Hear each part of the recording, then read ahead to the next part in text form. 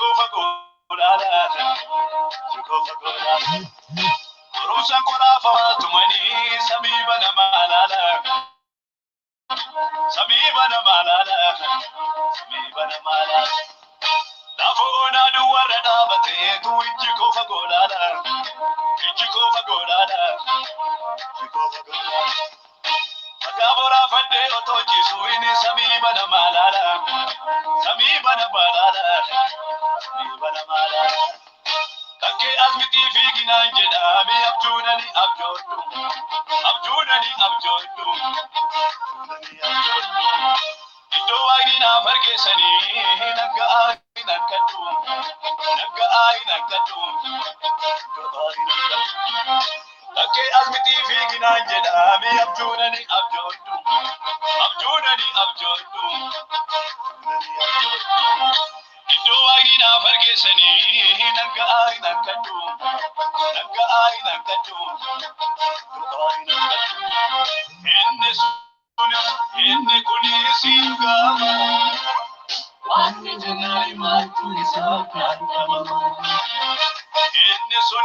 Inni kuni singama, wani janai matu isakandama.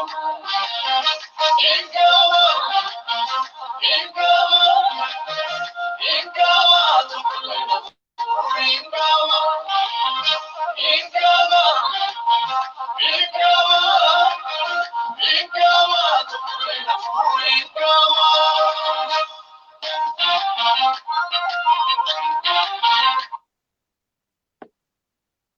Kabajamtoota hordoftoota Obdii Miidiyaa bakka jirtanitti nagaan gooftaa keenya Yesuus Kiristoos isiniif haa baay'atu.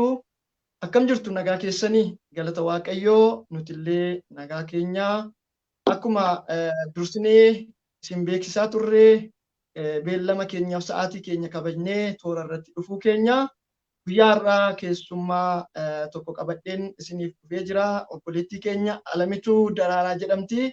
Obboleettii jajjabee obboleettii fakkeenya guddaa nuuf taatudha. Gamuma kanaan obboleettiin kan keenya bakka jirtu eessa akka jirtuu fi maal hojjetaa akka jirtu boodarra isiniif ibsiti. Ani garuu dursee yeroon dubbadhu obboleettiin keenya yeroo ammaa kana biyya hambaa biyya Arabaa keessadha kan isheen jirtu. Gara isheetti otoon isin dabarsin obboloonni shamarranii biyya Arabaa jiran obboloota jajjaboo hedduu Waaqayyo nuuf kaasee akka qabnu isin hubachiisuun barbaada. Obboloonni kun hojii idilee isaanii hojii hojjetanii jireenya isaanii jiruu isaanii akkasumas maatii isaanii biyya isaanii deeggaruudhaaf biyya sana yoo deeman illee baay'ee kan nama ajaa'ibu hedduu isaanii hojii idilee isaanii kan ganamaa manaa ba'aniif qofa otoo hin taane hojii gurguddaa baay'ee hojjetaa jiru. Hojii mootummaa Waaqayyoo bal'isuu keessatti nuti hojjettoonni wangeelaa lafa qaqqabuu hin dandeenye hojii hojjechuu bira hin geenye hojii gurguddaa ajaa'ibsiisa akka dhuunfatti akka gareetti akkasumas akka waldaa onlaayiniitti qindaa'anii wantoota ajaa'ibsiisoo hedduu hojjetaa jiru. Maarreessa qofa osoo hin taane kana biratti hojii obboloota harka qalleeyyii gargaaruu warra karaa daariitti kufan kaasuu akkasumas mana barnootaa kitaaba garaagaraa bituudhaan deeggaruu waldaa kiristaanaa ijaaruu hojjettoota wangeelaa dirree wangeelaa irratti bobbaasuu kana qofa otoo hin taane hojii baay'ee bal'aaf hojii boonsaa hojjetaatu jiru. Baay'een isaanii jechuudha baay'een itti gammadaa hojii fakkeenya guddaa namaaf ta'u hojii hojjetaa jiranidha obboloonni baay'een. Guyyaa gara biraa akkasuma obboloota tokko tokko isin affeeruu danda'a. Har'a garuu obboleettii keenya Alamituu Daraaraan qabadhee isiniif dhiyaadhee obboleettiin kun maaliin fakkeenya gaarii dhaloota kanaaf ta'aa jirti isa jedhutti ni deebinaa. Kan isin hordofaa jirtan Obdii Miidiyaadha. Obdii Miidiyaa peejii keenya FB irra jiru laayik godhaa. Ammuma dhaqaatii yuutuubii keenya Obdii Miidiyaa jedhaaf sarchi godhaa. Sabskiraayib godhaa. Yeroo garaa garaatti sagantaa dinqisiisoo garaa garaa barsiisa sagalee Waaqayyoo kadhata gorsa akkasumas sagantaa qabiyyee garaa garaa qabu isiniin ga'aa waan jirruuf yeroo hunda nu hordofaa Obdii Miidiyaa yuutuub irratti akkasumas telegiraam irraa qabna Obdii Miidiyaa jooyin godhaan isiniin jedha. Amma immoo sagantaan kun obboloota keenya baay'ee bira akka qaqqabu dhaloota baay'ee bira akka qaqqabu sheer godhaa gareewwan garaa garaa irratti isiniin jedha. Ergan kana jedhee deebi'ee obboleettii kiyya Alam baga nagaan dhufte nooriin siin jedha. Eshi isinis baga nagaan na eegdan paaster. Tole galatoomii maqaa kee dursee dubbadheera. Mee ammas irra deebiitii akka nuti si barru hordoftoonni keenya akka si baranii fi mee eenyudha maqaa kee guutuu akkasumas bakka dhaloota kan keetii akkaataa ittiin gara biyya ammaa jirtu biyya ammaa jirtu keessaa kutaa biyya maalii keessa akka jirtuu fi akkamitti gara sana akka deemtee gabaabinaan nuuf kaafi sagalee kee immoo xiqqoon nuuf qabi. Ishika Pastor Sinisi keessummaa kabajaa Abdii Miidiyaa taasistanii naaf yeroo keessanii fi Waaqayyo sana eebbisu jechuun barbaada. Akkasuma hordoftootaa fi dhaggeeffattoota Abdii Miidiyaa nagaan Waaqayyo isiniif haa baay'atu. Akkam jirtu nagaa keessanii. Egaa ani nagaa kootti aansuudhaanii maqaan koo akkuma Pastor dubbatanii Alamituu Daraaraa Dalasaan jedhama. Amma kanan jiru biyya Kuweetidha. Biyya kanas immoo kanan dhufee fi yeroo sana barumsa barachaa jira. Yaa kaayyuu sanatti namni waanuma namni godhe tokko hojjechuudhaaf tattaafata.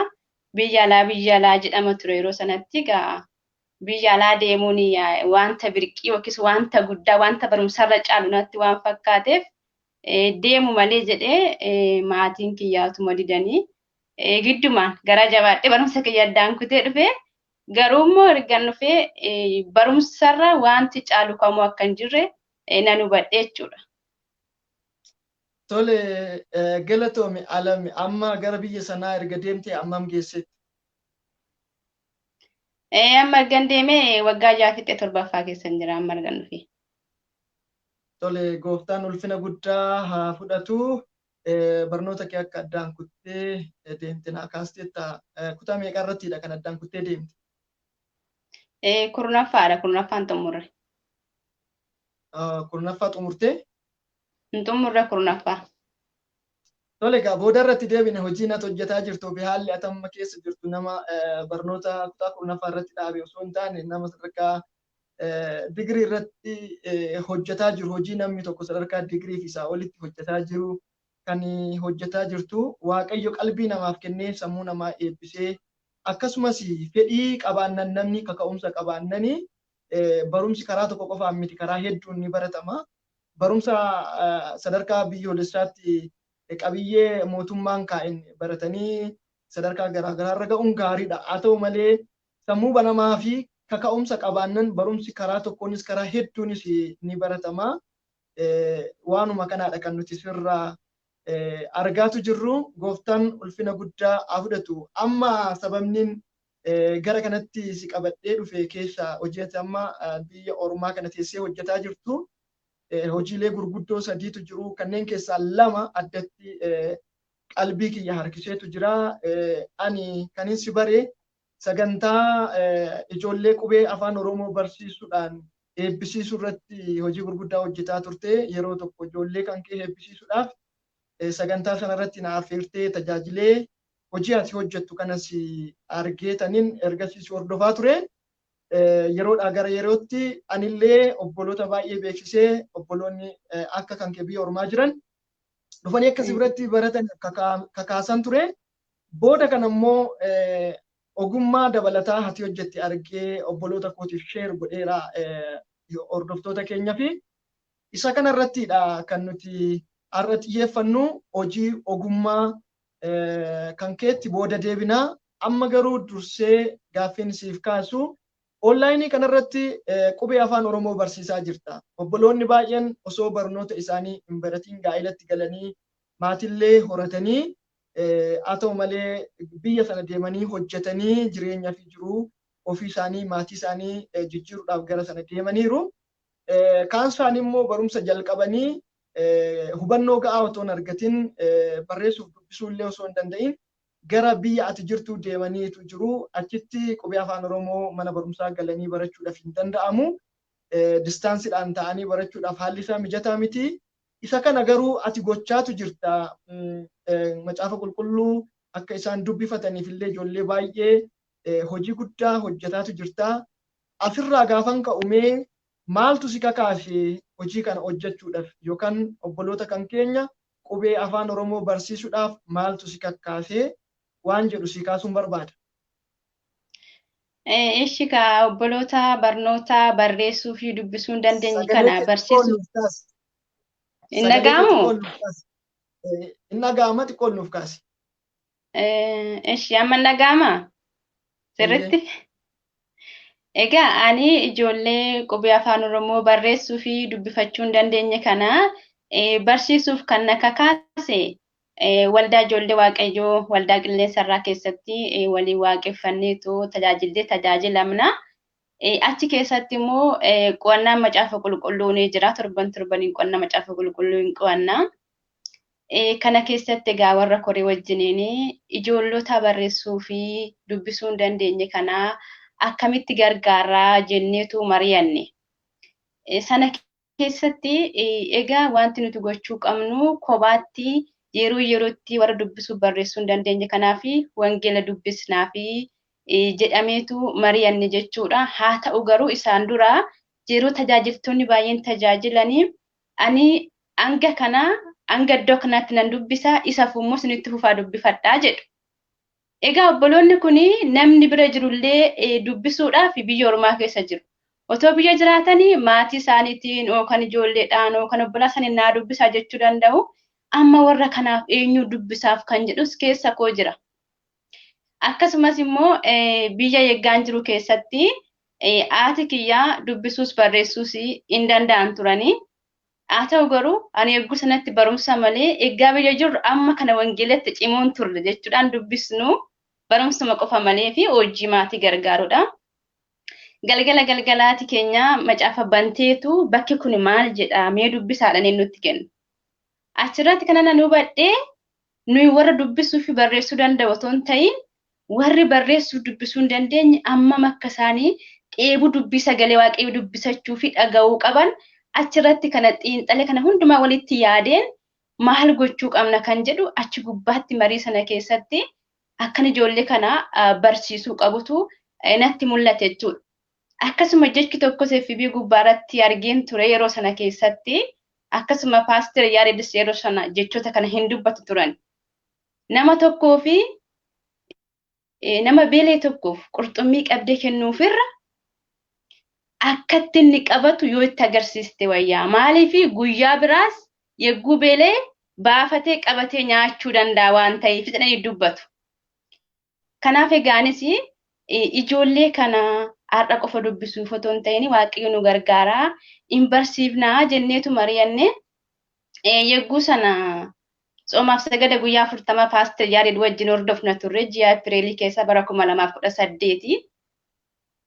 Achi keessatti egaa tsomaaf sagada kana xumurreetu jalqabna jenneetu mari'anne tsomaaf sagada sanatiin xumurree sanii booda barnoota kana nama 7 jalqabne ijoollee waldaa ijoollee Waaqayyoo keessa jiraniini.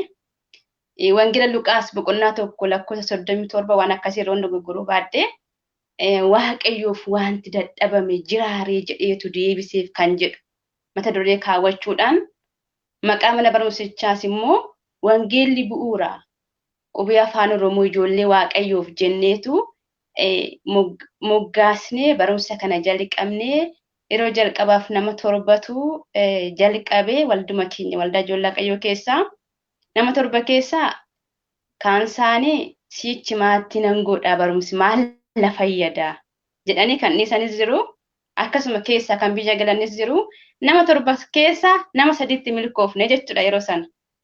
Isumarraan kaaneetu barsiisutti fufnee nama 3 sana keessaa namni 2 mana barumsaa galaniiru garuu abbaa caadaa beekuu dubbisuu jecha ijaaruun beekan turan.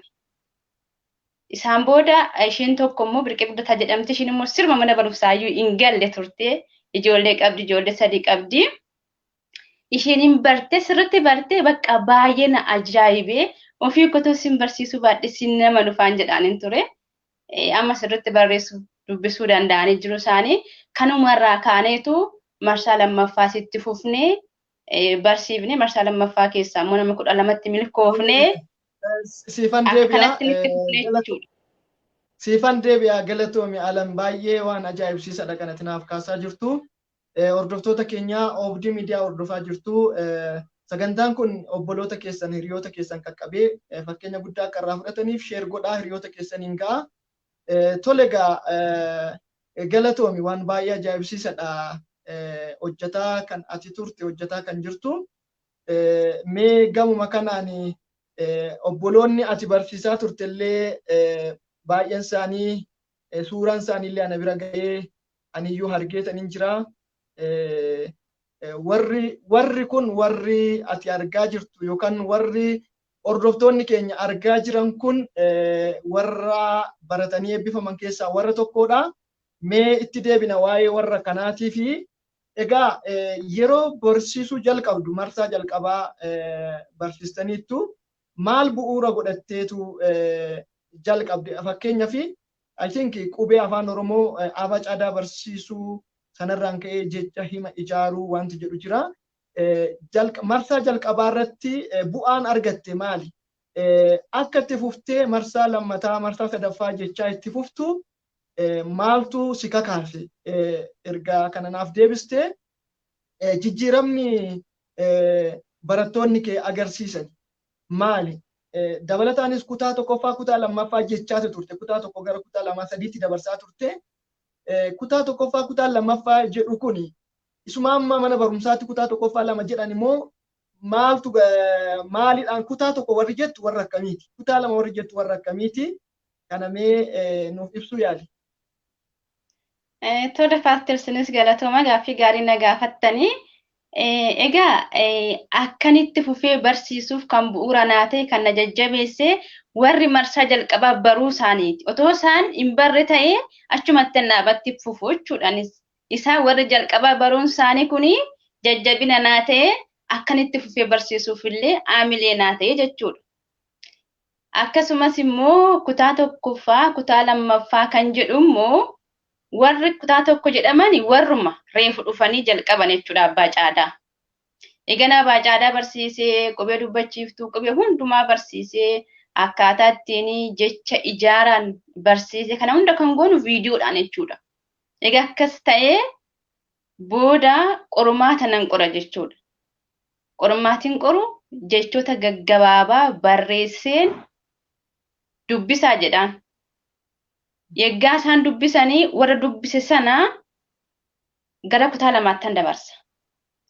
Achitti eeggaan dabarse. Jalqaba irra xiyyeeffannoon kee abbaa caadaa baranii ergaa abbaa caadaa baranii jecha gaggabaabaa ijaaruu danda'anii kutaa tokkoffaarra darbanii jechuudha.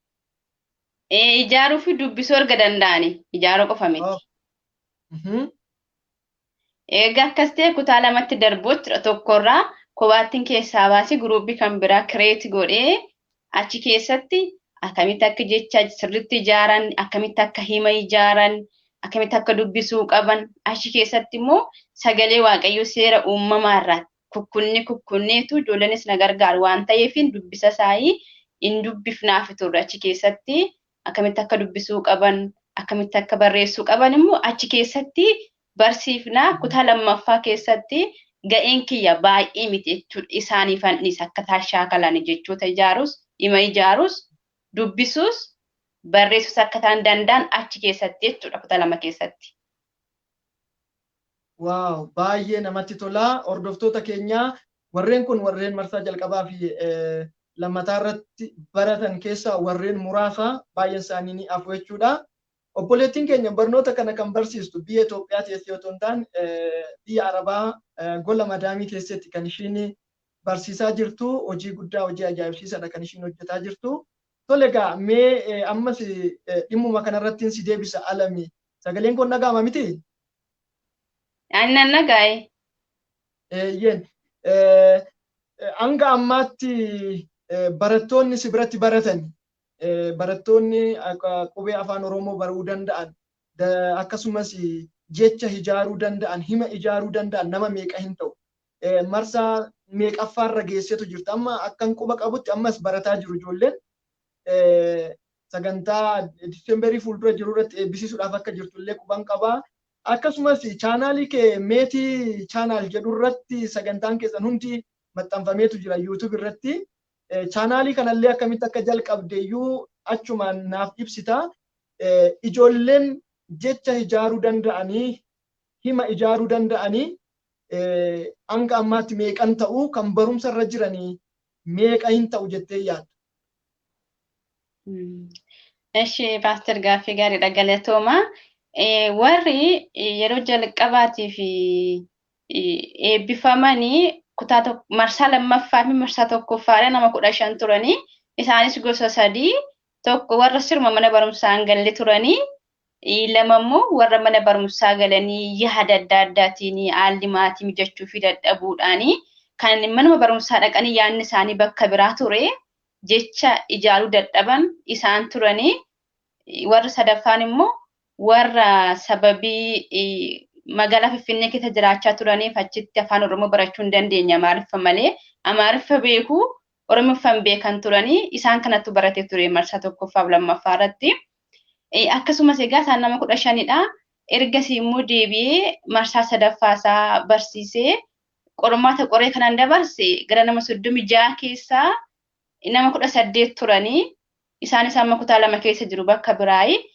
Akkasuma marsaa sadaffaa jedhees immoo ammas duubatti deebi'ee kanan jalqabee keessaa marsaa arfaffaa jedhee kanan jalqabe keessaa isaan erga konfiraansiin taasifame booda gara nama 200 turan jechuudha. Naannoo nama 200 kana keessaa gaa hundi hin baratu sababii yaala mijachuu dhabuudhaan sababa garaagaraatiin kan itti fufiin jiru. Naannoo nama 200 kana keessaa namni 70 qormaaticha darbaniiru jechuudha dubbisuu fi jecha gabaabaa barreessuu danda'anii isaanis kutaa lamatti dabarseera jechuudha fakkeenyaaf amma. Ammas immoo marsaa shanaffaasaa jedhee duubatti deebi'ee isaanis immoo naannoo nama 20 waan ta'e ta'u 26 akkasiiti isaanis kutaa lamatti darbanii jiru amma jecha gaggabaabaa ijaaruu fi dubbisuu danda'aniiru jechuudha. Ammas immoo Desemberii kana gubbaatti calallee eebbisiisuudhaaf kanan marsaa jaaffaa barsiisaa jiru kana hunda keessaa egaa lakkoofsa isaanii ammana jedhee amma dubbachuu hin danda'u Desemberii gubbaatti nadda baasa. Maaliif jecha tokko ijaaruu danda'anii dubbisuu danda'anii sababii qayyabachuu dhiisaniif sababii dubbisuu dhiisaniif kan irraanfatan illee jiru. Keessattuu immoo nafsi isaa maruddoo obboleessa keenya artista Hacaaluu wajjin wal qabatee ergasii baay'een isaanii kan hin irraanfanne jedhafaa jira amma samuuna kana keessa. Kanaaf egaa hammanatu bare jechuudhaaf hamman ulfaataa garuu baay'eedha. Desemberii gubbaatti calallee dabarsa jechuudha hunda isaanii ammasitti nan barsiisa ammas barsiisaan jiru. Tole baay'ee namatti tola. Obboloota kan koo warreen dhiyeenyarra onlaayinii dhuftan laayivii keenya hordofaa jirtan obboleettiin keenya Alamii biyya Arabaa mana madaamii keessa teessee hojii gurguddaa hojjetaa jirtu keessaa tokko barattoota barsiisudha. Obboloota abacaadaa hin beekne dubbifachuuf barreeffachuu hin beekne barsiisutti jirti. Gamuma kanaan barattoota kan kee amma sa'aatii kana baratan kan Disemberitti eebbifaman keessaa obboleettii tokko nama gaa'ela qabduuf maatiillee qabduudha. Anaan daa'imummaa kootii kaasteellee kan na guddiste qubee afaan Oromoo tokkollee barreessuu hin dandeessu maqaa ishii kaasuu hin barbaadu asitti. Yeroon ishii dubbisuudhaaf barbaadu yoon sagalee waraabeef malee yoo na dubbisuu barbaadde yoo kallattii naaf bilbilte malee nagaan siif haa ta'u jettee naaf barreessuu hin dandeessu. Garuu barnoota kee ergaa jalqabdee amma barreeffamaan na dubbisuu jalqabdeetti nagaa na gaafachuu jalqabdeetti. Dhuga ba'iinsa qabda yuutuubii kee irratti fe'ameetu jira. Ammallee aawudiyoodhanis viidiyoodhanis na bira jira. Tarii ni dheerata jennee hunda isaan dhiyeessinu hordoftoota keenyaa xumura irratti sagalee obboloota muraasaa dhuga ba'iinsa obboloota muraasaa boodarra isin dhageessisna xumura sagantaa keenya irratti warra barumsa kana baratanii dhuga ba'umsa isaanii isiniin ga'u ni dhaggeeffattu jechuudha. Isiniin keenya ni dhaggeeffattu jedha. Ergan kana jedhee deebi'eegaa yeroo keenyatti fayyadamuudhaa fi hojii gurguddaadha kan ati hojjetaa jirtu gama kanarratti sagantaa keenya yookaan qabxii keenya sattaanutti otoo hin ce'in mee gara fuulduraatti maal gochuu yaadda? Ijoollee kana akka kanatti barsiisteetuma warra barreessuuf dubbisuu hin dandeenye nama 100 nama 50 200 qofa barsiistee sanaan booddee gara biyyaa yeroo galte dhiistee biraa fuudhaa yaaddamoo hanga biyya sana jirtuttis itti fuftee hojii kana hojjechuu dabalataanis erga biyyaa galte hojii kana hojjechuu yaada qabdaa yookaan tarii hojii kana caala bal'isuudhaaf hawwii qabdaa fedhii qabdaa waan jedhu si gaafachuun barbaada. Ishee asirratti egaa wanti hundumtuu Waaqayyo yoo jedhe hin ta'a. Amma na jirutti barsiisuu ittuma fufaa. Yeegguun biyya galees egaa haalonni biyya keenyaa sababanii turkite wantoonni baay'een danqaa ta'uu danda'u. Waaqayyo na gargaaree haala hundumaa yoo na mijeesse obboloonni baratanis kana booda yoo jiraatanii biyya illee galee itti fufsiisuu nan danda'a jechuudha. Akkasuma gara fuulduraattis yaani ani qabu obboloonni ani barsiise kuni ani kanan barsiise amma sirna tuqaalee qofattidha. Malee achi fageessee miti kanan barsiise.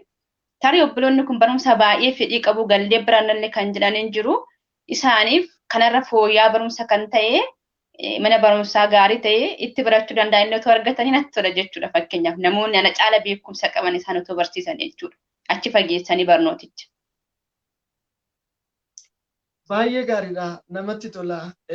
Hordoftoota keenyaa yeroo baay'ee namni afuuraa, namni hojii Waaqayyoo hojjetu wangeeluma qofa lallabuurraan kan darbe inni kan hojii biyya lafaati maaltu nama galchaa jedhanii haalli ittiin fudhatan jiru.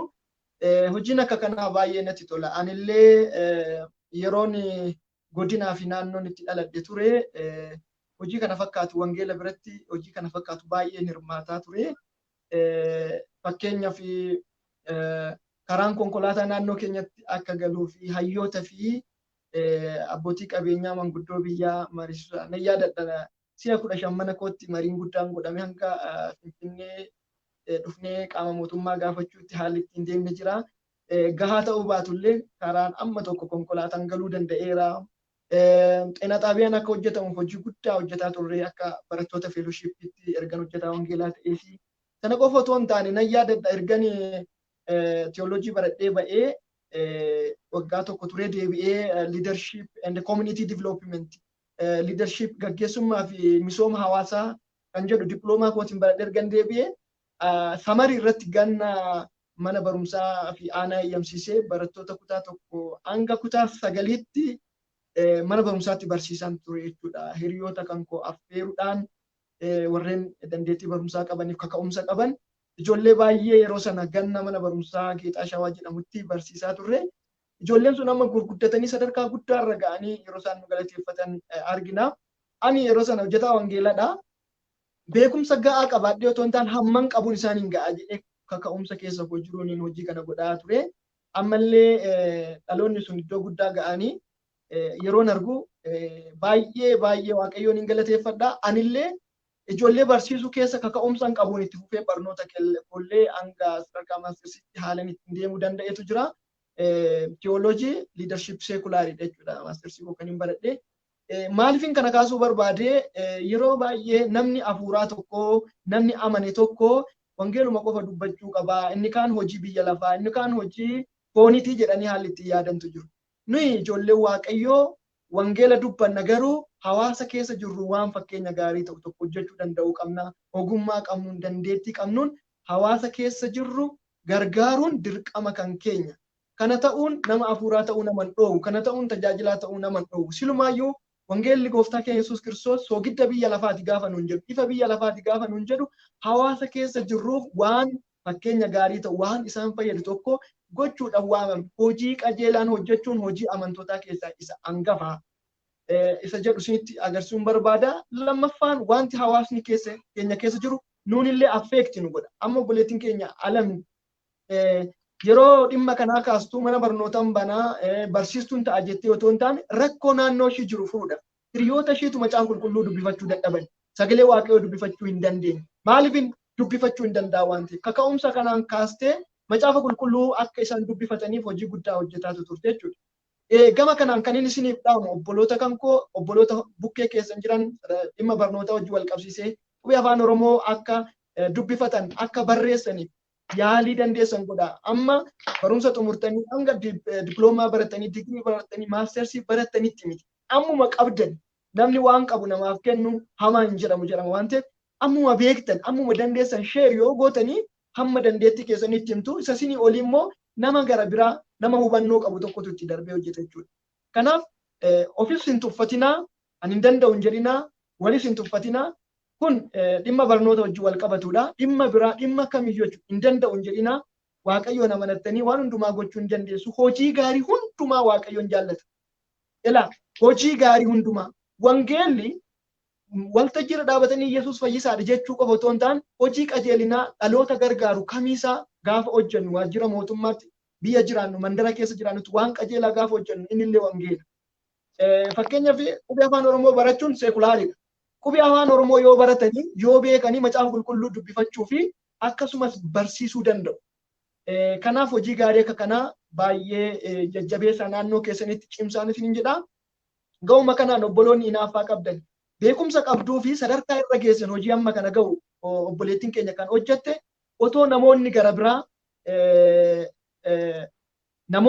biraa maateriyaaliidhaan fakkeenyaaf kitaaba garaagaraa akkaataa ishiin ittiin illee onlaayinii ittiin barsiistu appilikeeshinii garaagaraa uumuudhaan tolchuudhaan weebsaayitii garaagaraa tolchuudhaan akkasumas muuxannoo qabdanii beekumsa qabdanii itti idaatanii obboleettii kana bukkee otoo dhaabbattanii kana caalatti waan guddaa waan ajaa'ibsiisaa hojjechuu dandeessi.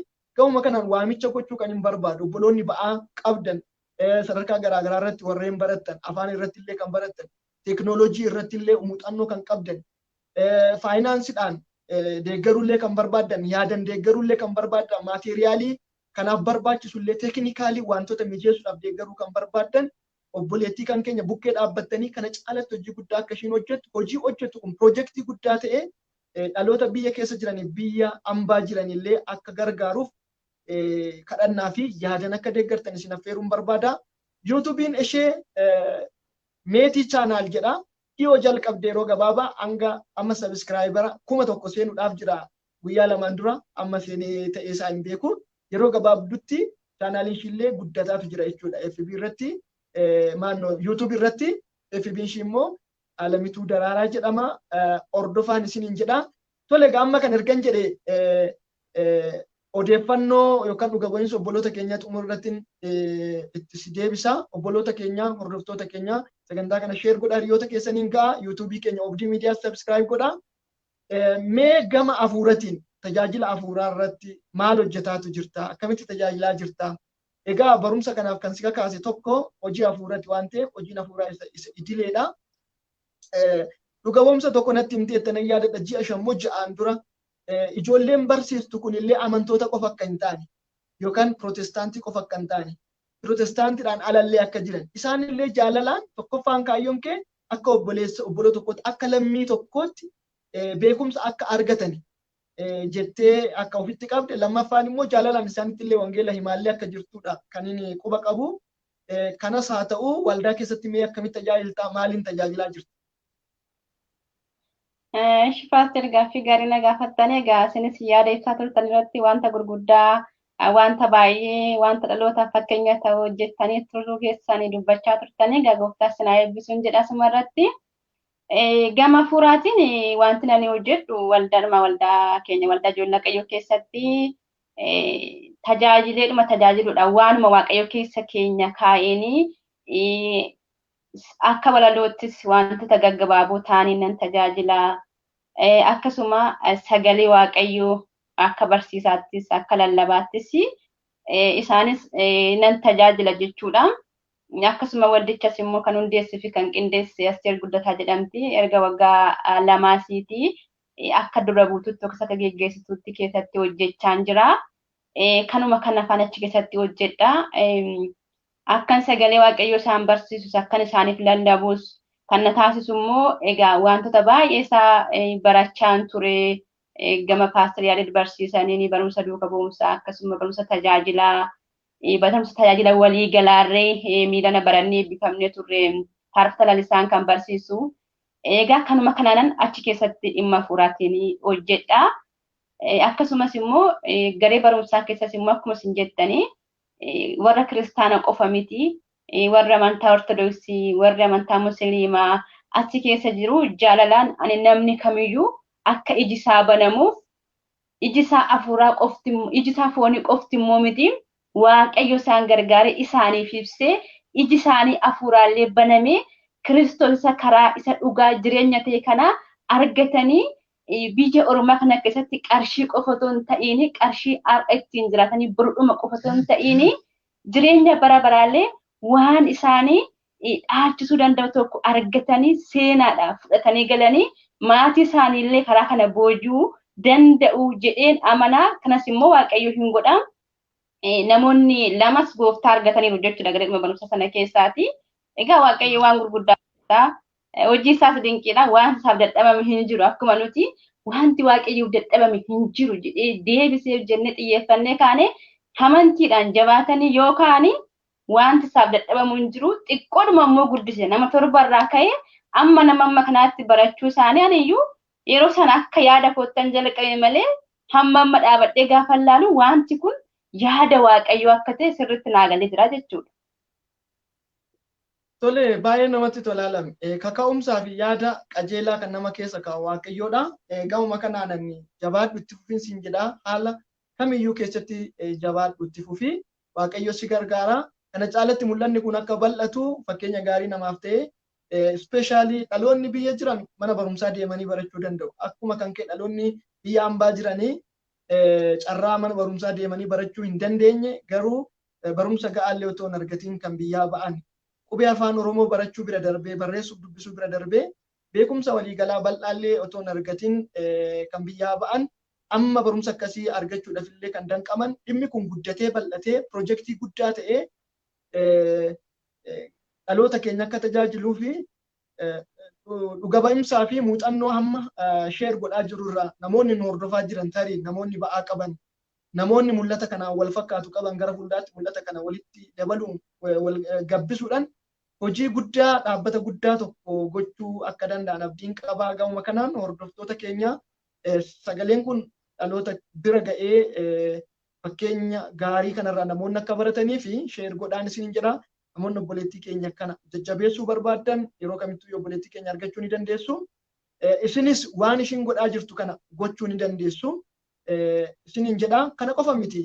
Yeroo baay'ee obboloota kan keenya biyya Arabaa jiran obboloota keenya shamarranii namni haaluma ta'e shamarreenuma ta'e tokko yookaan biyya hojii dhabdee waan hojii dhabde qofaa fi achi deemtee kan hojjettu akkasumas mana madaamii kan hojjettu qofa akkasumatti kan yaadanii obboloota ajaa'ibsiisoo hedduu dandeettii gaggeessummaa ajaa'ibsiisaa lallaba dubbii sagalee Waaqayyoo barsiisa dubbii sagalee Waaqayyoo faarfannaadhaan kennaa ayyaanaa garaagaraatiin kana qofa otoo hin taane barsiisa seekulaariitiin illee waan gurguddaa hojjetaa kan jiran lafarratti illee hojii gurguddaa hojjetaa akka jiran bartanii kabajaman obboloota keenya shamarranii biyya ormaa jiran biyya Arabaa jiraniif akka kennitan nan barbaade. Yeroo tokko tokko mudannoo xixiqqoo namoonni muraasni biyya sana jiran obboloonni muraasni mudannoo xixiqqoo isaan qaban yookaan dogoggora xixiqqoo namoonni tokko lama agarsiisan yookaan immoo biyya keessa ta'anii namoonni haala hin taane obboloota shamarranii kana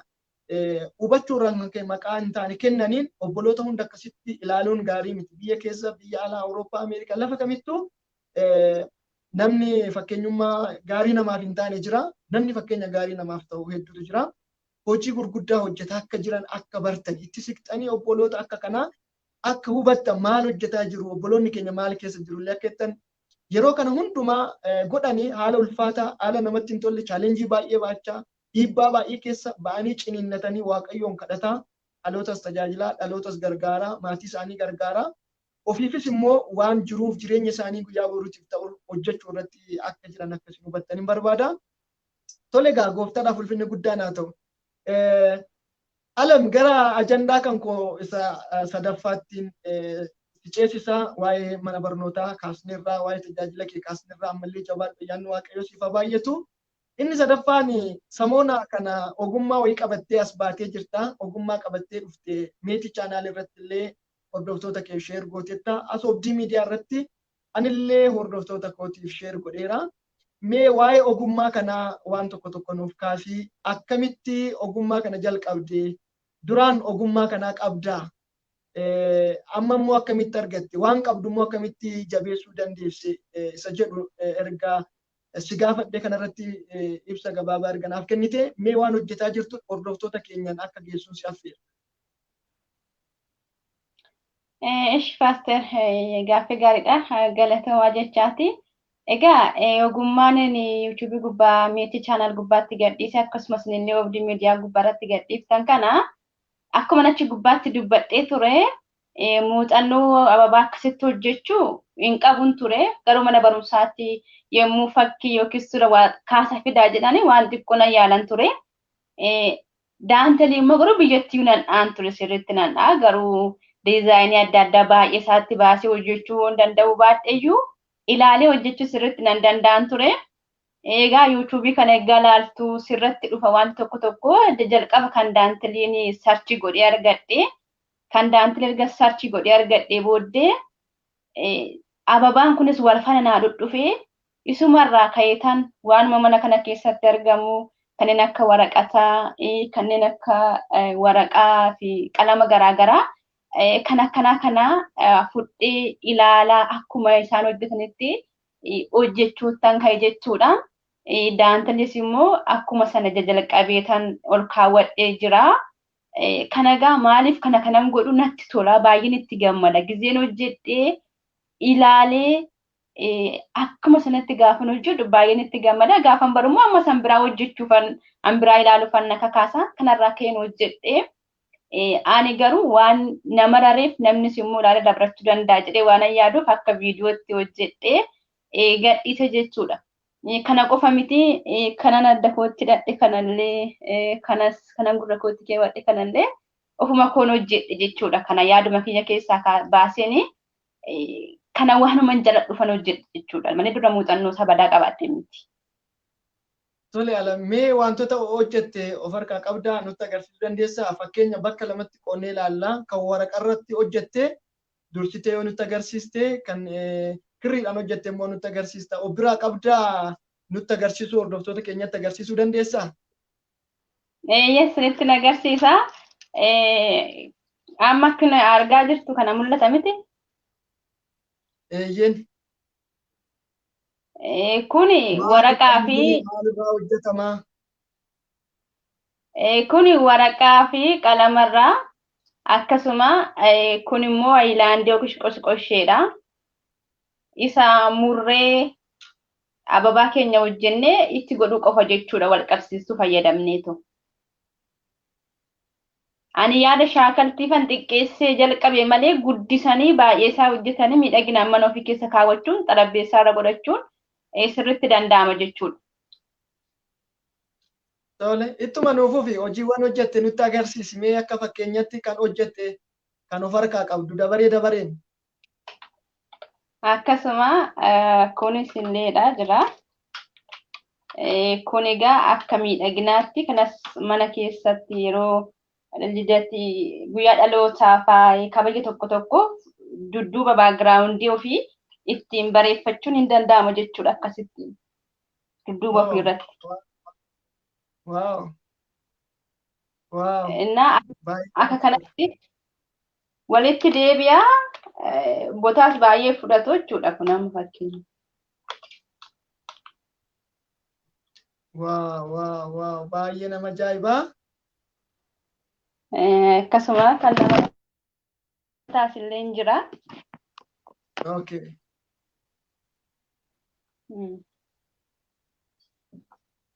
Kanallee argamee ture viidiyoo isaa. Haa ta'u nutti agarsiisi hunduma isaa. Baay'ee namatti tola, baay'ee miidhagaa. Hin cufamaa borsaa ofii keessa kaawwachuun illee ni danda'ama jechuudha gaafa akkasii. Poost kaardiitti namaaf erkennuun danda'ama jechuudha. Nama jaallatanii nama kabajaniif akka poost kaardiitti illee namaaf kennuu ni danda'ama jechuudha. Ni danda'ama jechuudha karaa salphaatiin. Akkasuma xinneessinee illee saayizii isaa hojjechuun ni danda'ama. Gaafa bannu akkasitti keessa jira. Walitti deebi'a. Egaa baay'eedha kanumti hin ga'uure ammaaf. Qophoof biraa kan qabdu nutti agarsiisi ammuma ta'e tokko fakkeenya gaarii namaaf ta'a. Kunoo kunis jira. Akkas ammasuma kunis illee dudduuba isaasii. Mee hojii kirriidhaan hojjetamu keessa egaa baay'eedha jetteetta dhumuu hojii kirriidhaan hojjetamus nutti agarsiisi amma tokko. Shi kun immoo qalama cuquliisaan hojjetame.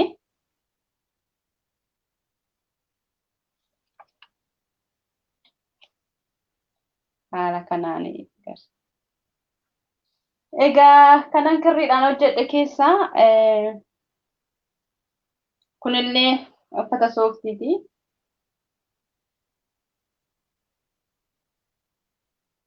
Maali inni sooftii keessa kaa'ama?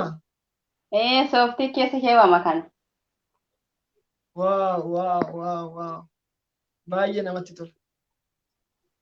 Waaw. Kana sooftii keewwama. Akkasuma gaa wantoota baay'eetu ture.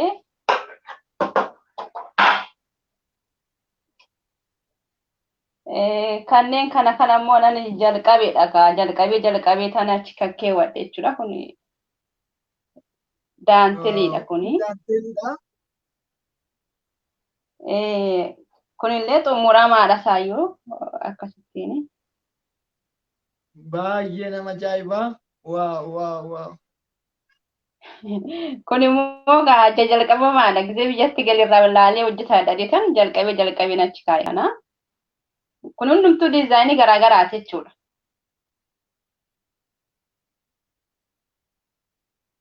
Diizaayiniin ani jalqabe kun hundisaa wantoota baay'eef ta'uu danda'u.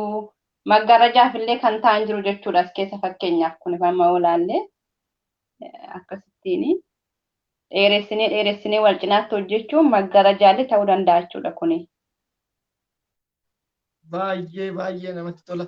Fuula keetti kan maratte tokko fa'i suuraan mormatti fuulatti marattee kaate adda kana jalatti kan hidhatte kan biraa tokkos kanneen kanallee argaan ture jechuudha. Waan baay'ee kanatti godhaa turtee argaan ture. Eeyyeen isaanis jiru. Kunooti isaan egaa baay'eedha waan ta'aniif yeroo nu dalagu ta'a. Kun amma fakkeenyaaf adda kiyyarra jira. Okay. Kunis gurra kiyyarra jira. Kanas ufumaaf nu hojjedhe. Egaa kanneen akka kanaa gosa gosaan nu hojjedhe abbaa gadaatiin hojjedheera. Akkasuma bifa kanaan illee hojjedheera jechuudha. Kanneen akka kanaa kun amma hundisaayyuu isuma jechuudha. Adda babbayeetu walkeetti jijjira waan ta'eef. Itti fufi hordoftoota keenyatti agarsiisi. Itti fufiitti itti agarsiisi. Kunoo kunis immoo jira. Gosa biraati kun gurratti kan keewwannudha. Akkuma isa kanaattiin.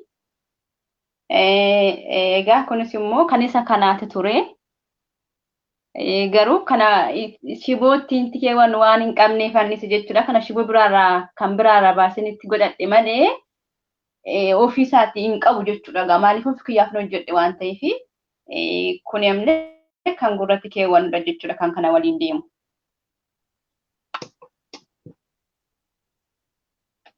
Waaw, baay'ee namatti tola. Kunis illee jira bifa biraatiin xiqqaatee jechuudha. Kukticha kan biraa qabnurraa baasnee as keessa gashuudhaan akka kana godhachuu dandeenya jechuudha.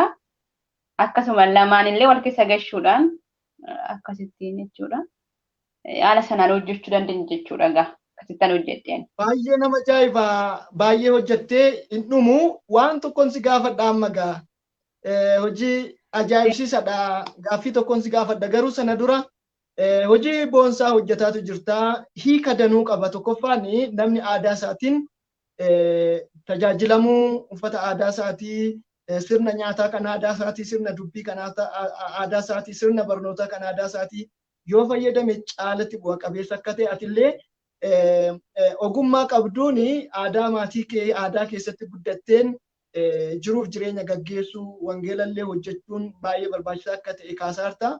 Gama kanaan obboloota fi hordoftoota kabajamoo kan OBD miidiyaa yeroo tokko tokko aadaa ofiitiif xiyyeeffannoo uffata aadaa akkaataa nyaata aadaa jiruu jireenya aadaa sagantaalee aadaa fi hojii wal qabatanii irratti xiyyeeffatanii jiruuf jireenya ofii gaggeessuun akka cubbuu ta'etti yeroo namoonni tokko tokko dubbatan yookaan dhimma aadaa ofii irratti xiyyeeffachuun hojii siyaasaa yookaan hojii nama gooftaa hin beeknetti haala namoonni ittiin fudhatantu jiru. Shubbisa aadaatiin waaqayyo waaqeffachuu mana bifa aadaatiin ijaarame keessatti waaqayyoof sagaduu, uffannaa ofii aadaatiin tajaajiluun cubbuu miti. Gooftaan Yesuus Kiristoos iyyuu aadaa saba keessatti dhalate, aadaa saba Yihudii keessattidha wangeela kan lallabaa ture. Ergamoonnis akkasuma uffannaa aadaa, nyaata aadaa, dubbannaa aadaa naannoo sanattidha kan isaan fayyadamaa turanii. Kana qofas miti. Namoonni nuti wangeelatti lallabnu namoota aadaa qaban, namoota afaan qaban, namoota duudhaa qabanii, duudhaa isaanii, afaan isaanii, aadaa isaanii kabajnee gaafa itti deemnu sirriitti nu dhaga'u, gurra nuuf kennu. Garuu aadaa isaanii ignoor goonee aadaa biraa xiyyeeffannee fudhannee lapheen isaanii nuuf hin banamu jechuudha.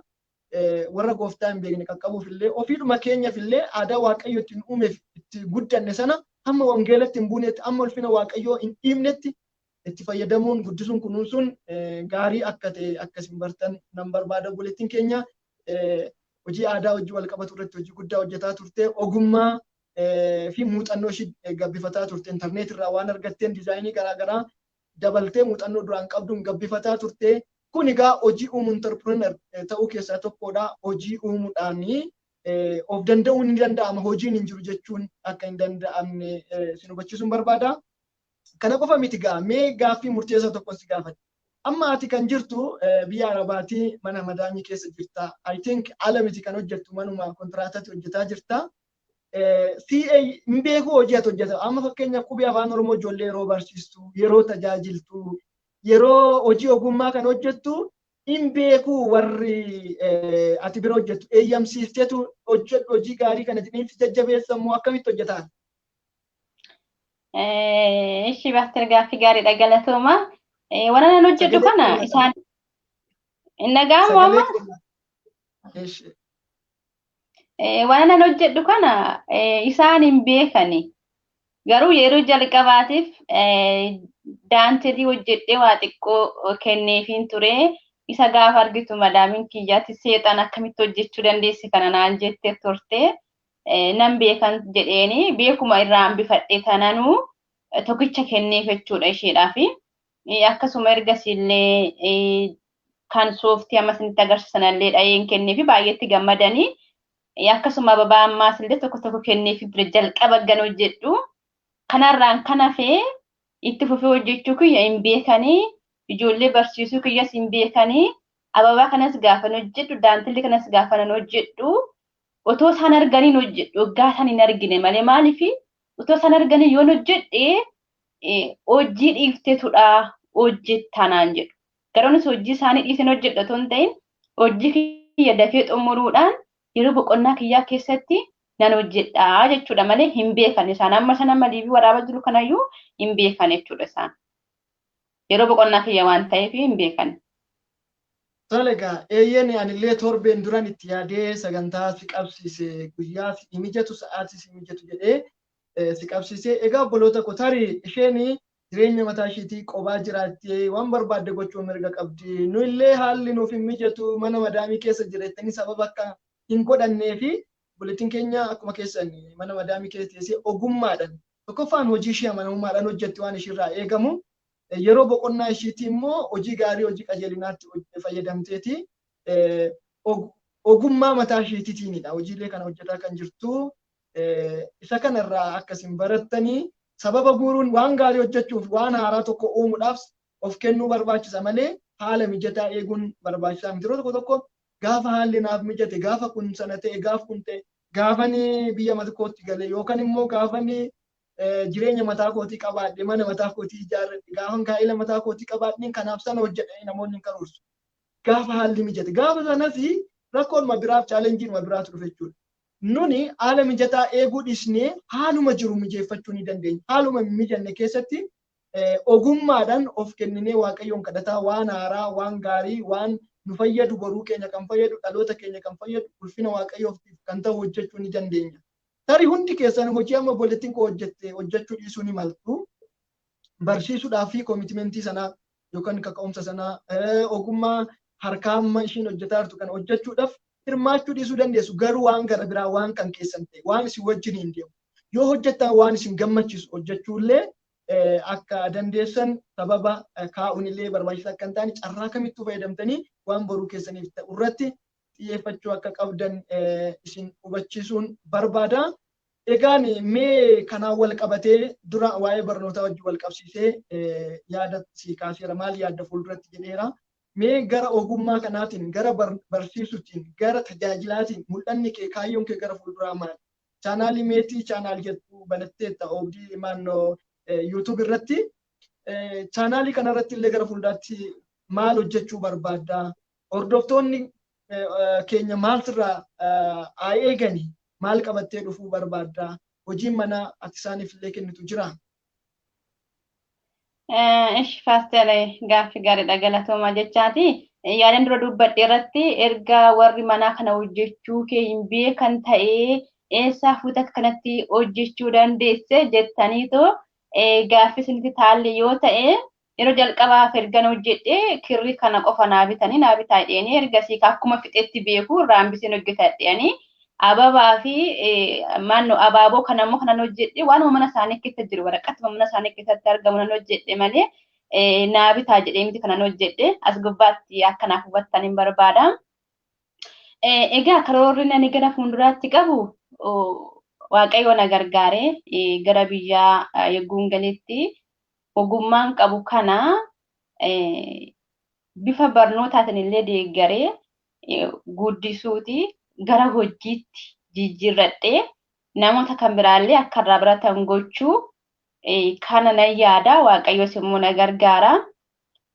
Akkasuma gama hafuuraatiin immoo karoorri ani qabu Waaqayyo hin jedha Waaqayyo nama gargaara yoo yaadanii gama hafuuraatiin hojjechuu kan hin barbaadu Waaqayyo yoo na gargaare dargaggoota akka kootii kana barsiisuu shamarroota barsiisuu akkamitti akka isaan jireenya isaanii gara fuulduraatti milkaa'uu ta'uu danda'a foonittis hafuurattis akkasuma maatiillee akkamitti daa'ima isaanii ofitti qabanii hiriyaa godhatanii guddisuu akka isaan qaban kana hamma naagaleerraa fi hamma muuxannoo jireenya biyya kana jiraadhe argadhee fi hamman irraa baradheerraati kana barsiisuu akkasumas illee Waaqayyo na gargaaree ikoonomiitti illee na eebbisee ikoonomii kiyya kana immoo ofuma koo nyaadhee dhugeetti jiraachuu qofa otoo hin ta'in warra beelaan beela baasee warra dheebotan dheebuu baasee warra daaran daara baasee achumaan sagalee Waaqayyootti lallabee jireenya isaanii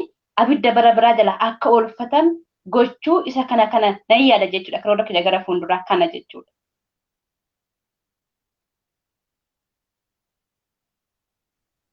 Waaw baay'ee hojii nama ajaa'ibsiisa mul'ata kaayyoo karoora ajaa'ibsiisaadhaati qabattee kan jirtu. Gooftaan inni hunda danda'u yaa gargaaru. Waaqayyo barbaachisaa si keessa kan kaa'e akkasumaan miti inni galma ga'iinsa siif kenna inni karaa siif bana amantii guddaan qaba. Waaqayyo gooftaan ofirraa haftee dhaloota bal'aaf akka taatu nan jedha amma maqaa gooftaa Yesuus Kiristoos wanta ati yaadde wanta ati karoorte marti galma siif haa ta'u abjuun kee siif haa bu'u.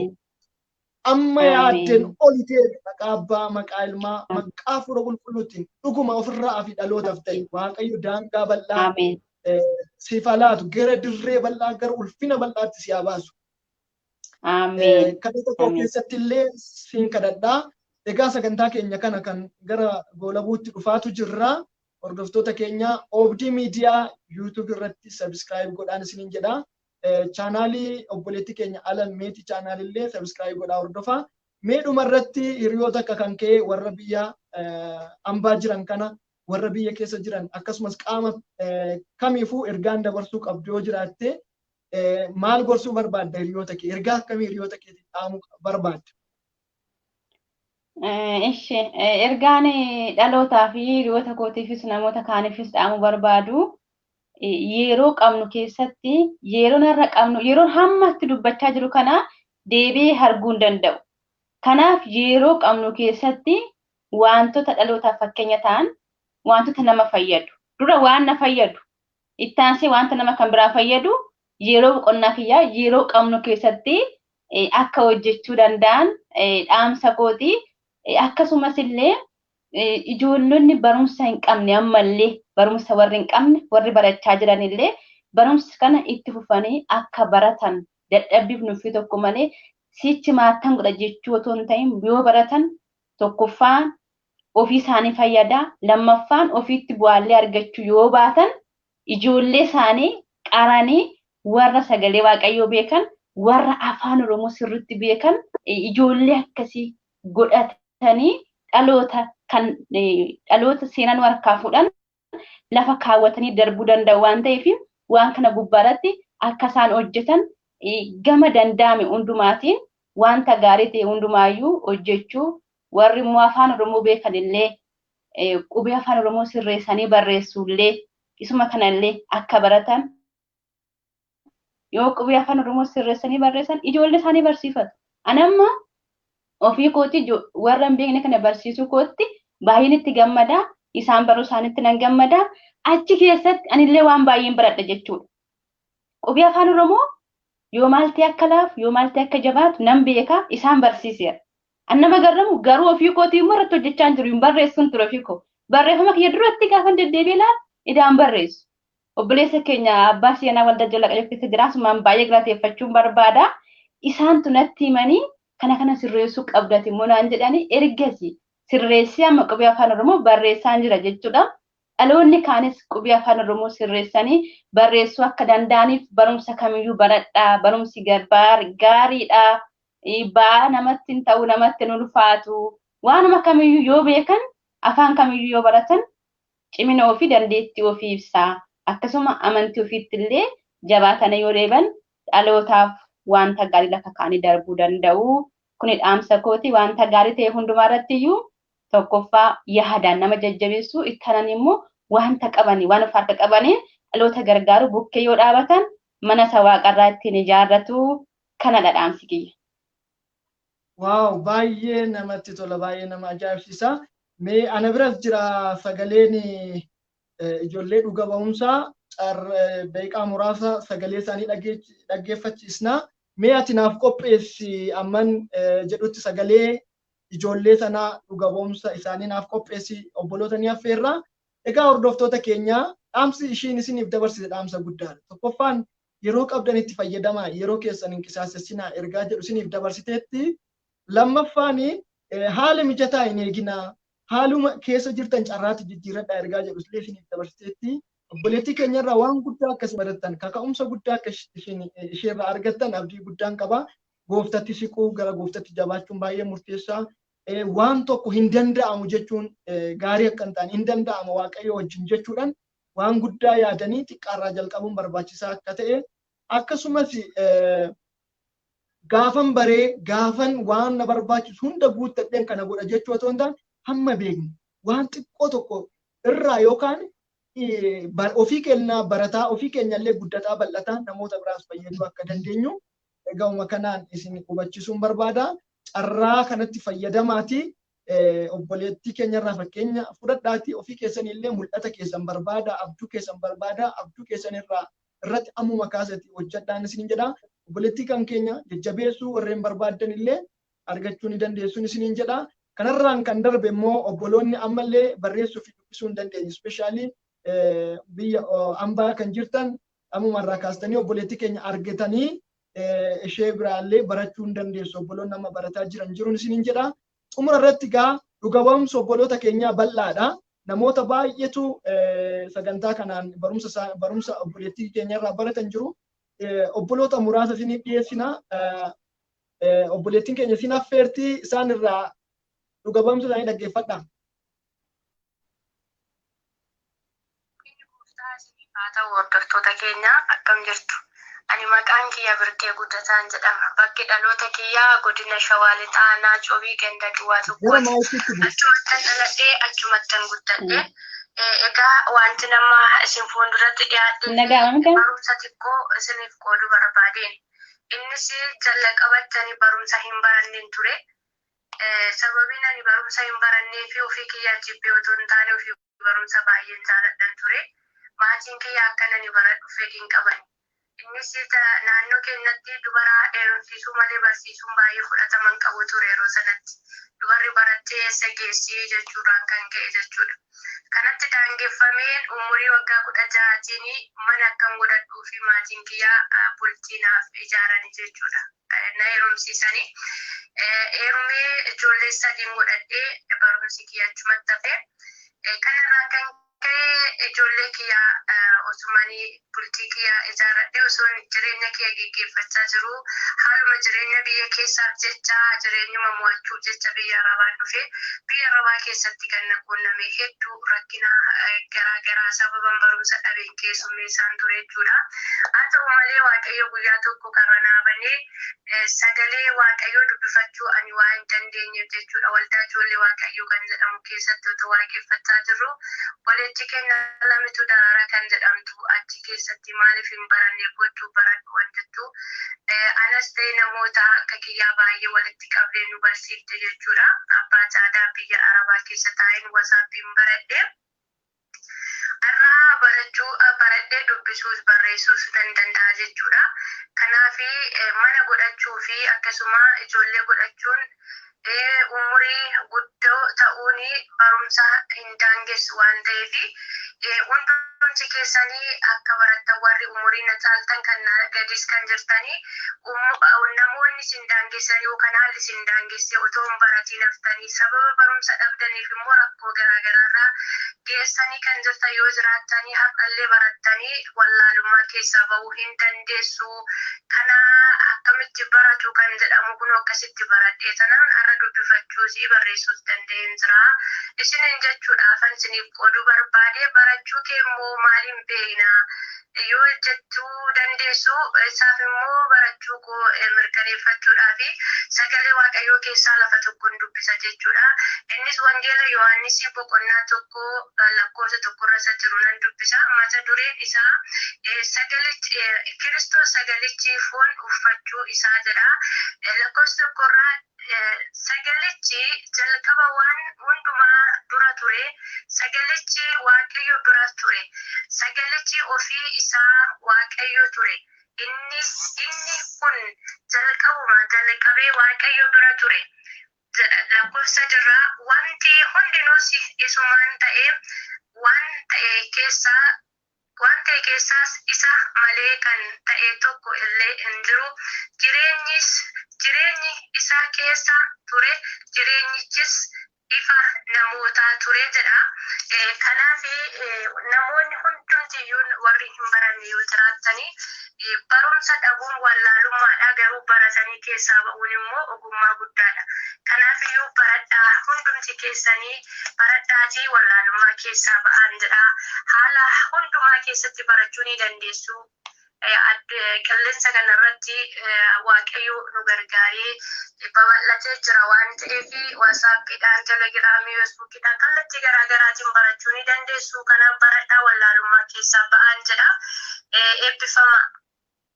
Gosa Kiristaanaa jedhama. Dhalattuu Shawaalixaati. Jalduudhaati. Ani dhaladhee mana barumsaa seenee beeku jechuudhaati. Nama barumsa hin qabnedha. Haa ta'u malee bara durii keessatti dubartoonni baratteessa keessa jedhu dubartoonni horii itti mana keessa hojjetti. Gaafa horii irra deemtee gara mana keessatti deebitee mana keessa hojjetti maataa jechuudhaati. Haa ta'u malee bara durii keessatti dubartoota barattuu miti intala baratteetu olaanaa keessa dhagee jechuudhaati. Intala baluu samaa namti jedhu jechuudha. Intala baluu samaa namti inni kun makaadha. Abaluu sargii qaban bara sargii baluu irratti deemna. Sargii waggaatti jalqabu gaabeettee warri firaas booldanyoonnis ijoollonni isheen kaan boondii hodhitee isheen kaan kareeffee bitti ishee akkuma isaanitti jedhu isaan kan maskuffaa masoobillee kan hodhaniif hin jiru. Warri xixiqqoon immoo maal godhu warri birii hin qabne murii dhaaniiti. Kireeffee bituu fi karaatti baasanii gurguru jedha muriyyee. Isaan kan immoo burtukaana isaan kan immoo karameellaa bituuf jechuudha. Inni kun badurii keessatti immoo waa guddaadha jechuudha. Kana keessa dabarsinee haasa'u malee otoo horii eeguneeru jechuudha. Addaneeru immoo ijoollee nama godhadhee ijoollee sadii godhee tokko asirraatiin kennee lama gurguddatanii jedha. Inni guddaan ammaa waggaa 21 isheen tokko waggaa isheedha. Mucaan kun hangaftee kutaa 11 barata keessatti immoo 8 baratti.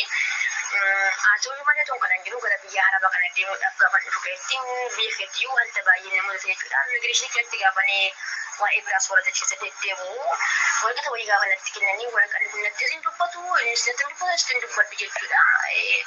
Girgiddaan laalaan deema jechuudha. Bifillee akkanaa seenii gaafa naan jedhanii nagasuma afaan deema malee beeku jechuudha. Namoota yoon gaafadhee afaan Amaariffaa baay'een isaanii afaan Amaariffaati.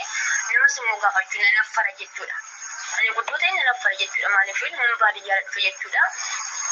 osoo inni duukaa deemu warreen duuba jiranii dhufanii bira darbanii tooyyuu dhaqanii tooyyuu warafaa qofatanii tooyyuu galanii bahu jechuudha ta'ee ani macarashaa gubbaa bahuu hin danda'a jechuudha. Yeroo sana keessatti wanta akkasii nama mudate biyya keessatti iyyuu gadaan biyya namaa gaafa dhufus immoo gaafa hin jeeguutu keessatti madaamiin koo waraqata fiddee dhuftee farraminaan jettee ani afaan Arabiffaallee hin beeku Ingiliffaallee hin beeku ani mataarraasa jechuudha.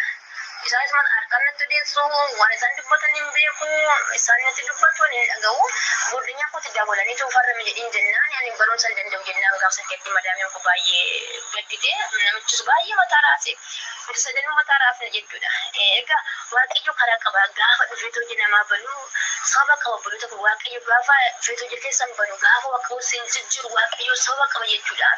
Otuma kanaan jiru bara 2011 akka Itoophiyaatti karaa obboleettii keenya haalamtu daraaraatti ijoolleen na dabalanii barumsa barsiiftootee wallaanii gubbaatti yeroo sana keessatti waan uffata keessa dhaabadhee baradhee garuu hojii tokkoon baradhee waaqayyo gooftaa maryaan ishee eebbisuuti haa ta'uyyuu malee anis jabaadhee baradhee mucaan gosa barsiiftee har'a kinoo oddoo gaarii ta'e jechuudha waaqayyo maqaan isaa ulfaati masaa guddaa dubbifachuu nan danda'e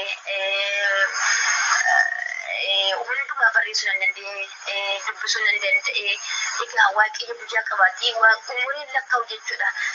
Ani seetti dulloomeera seetti baradhee ijoolleen guddinni tokko lakkisan jedhe seetti baracheessa jedhe isa kana waaqayyo guyyaa qabaate gaafa gasa dhufee jechuu banee kinuu har'a isaaniin baay'eetti qaanaan jechuudha walsuni. Kanaafiyyuu har'a kinoo macaa guddisan dubbifachaa jira waaqayyo guddaa galatoomti seera uumamaa boqonnaa tokkodhaan gabaabsee dubbisaa lakkoofsa lamaatti.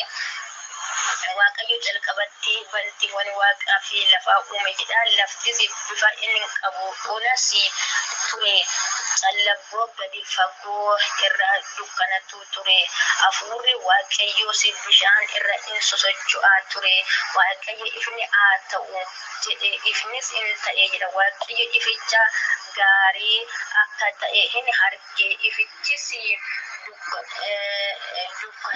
dukkanichatti inni gargari inni baasee jedha maqaan gooftaa ulfaatti seenaa kana waaqayyo sina dabarsee arginu ulaa kana geeraati egaa warri sanatti umuriin keenya deemeera hin barannu jedhanii garuu akka yaada garaa kootu barataniyyuu jabaataniyyuu maqaa isaanii barachuuniyyuu matsaafuuti dubbachuuniyyuu nama kana jala ba'uuniyyuu baay'ee gaariidha waaqayyo irratti seenaa hojii karaa poliitii keenya waaqayyo gooftaan bara keenya ishee eebbisuuti baay'een guddaatti gammadee naaf eebbifama. Hundumaa keessaniif nagaa ta'u akka jirtu nagaa keessanii gooftaan galataa argatu obboleettii keessan baay'ee nagaakoodha. Nagaa kottaan Sudaan an obboleettii keessan seenaa caalaan jedhama. Kan dhalatee guddadhee warra guduruu wallaggaa Abbaay Coomman kan jedhamu keessatti dhalatee guddadhee amma kanan jiraadhu Dubaayiidha. Sababa barnoota hin barannee fi gabaabsee isinii mul'isuu barbaada.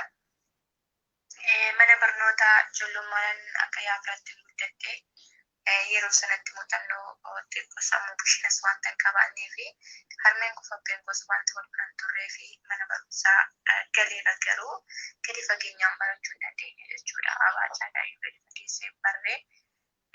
Kanaaf mana barnootaa deemuu hin dandeenye.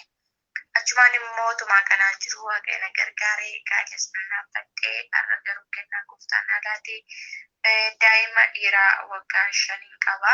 Gooftaan ulfaatu jechuun jaalladha. Lafoonaa kana keessatti waaqayyo garuu nu gargaaree karaa online church kana obboleettii keenya barsiistuu keenya lamatu keessaan goree gooftaan waan hundumaa nu godhee inni ija keenya bane gooftaan galataaf ulfina guddaa fudhatu online church kanarratti waan hundumaa kana nan baree maqaa koo dirasiilee barreessuu kan hin beekne har'a garuu maqaa koo barreessuu nagaa gaafachuu sagalee waaqayyo dubbachuu danda'eera. Waaqayyo galataaf ulfina guddaa fudhatu jechuun jaalladha. Egaa mudannoon biyya ormaa kana keessatti karaa barnootaa na mudate baay'eedha. Kana jedhee ibsuu hin danda'u jechuudha. Mana baankii rootana kee maqaa maatii koo barreessuu dadhabee sammuu koo of ceephillee qaba jechuudha. Har'a garuu waan hundumaa keessatti gooftaan na gargaaree namaraan na taasisee akka jikkoofanamuun na gargaare gooftaan galata argatu. Egaa sagalee waaqayyoo akkas jedha Maatiyos 7:7 irratti qosu kadhadhaa isiniif kennama qosu qusaa isiniif banama barbaadan argattu jedha. Gooftaan galata argatu isa qosu quseef isin banama isa barbaadeef isin argama. Galanni waaqayyoof haa ta'u. Kanaaf illee obboloonni akkuma koo mudannoo kana isinirra geeru hanga ammaatti barreessuu kan hin dandeenye gooftaan danda'aadha waaqayyo wanta dadhabeeru hin qabu. Jabaadhaa umurii ilaalu barumsi jechuudha. Sammuun keenya tokko wanta dadhabuu fi sammuun keenyi anis jechu baradhee maalirraan gaa kan jedhamu yeroo yaadnutti qabna jechuudha. Garuu umurii ilaalu barumsi jabaadhaa bakka jirtanitti barumsi onlaayinii kanarratti nama darbaa sagalee waaqayyoos waan dubarratti iyyuu onlaayinii kanarratti bishaanni biyya keenyatti akka gallu waaqayyoos nu gargaara. Jabaadhaa isiniin jechuun jaalladhaa warri qophii kana qopheessanis gooftaan sinaa eebbisu eebbifama.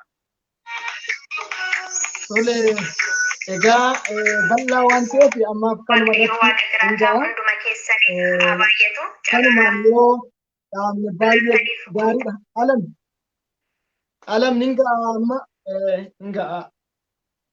Tole egaa hordoftoota keenya baay'ee bal'aadha. Barattoonni ishii hedduu hundi isaanii waan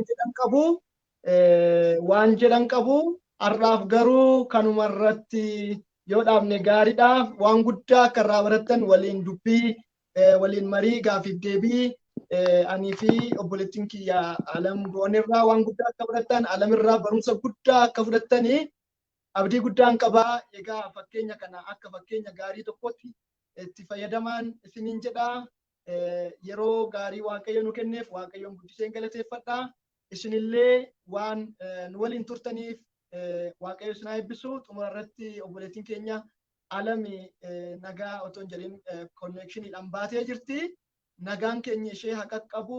Isheenillee waan dhuftee muuxannoo qabduuf hojii ishee isiniin geessiif waaqayyo ishee haa eebbisuun jedha. Yeroo gaarii qabaadha. Obdii miidiyaa hordofaa. YouTube Obdii miidiyaa subscribe gochuun dagatina. Shalom.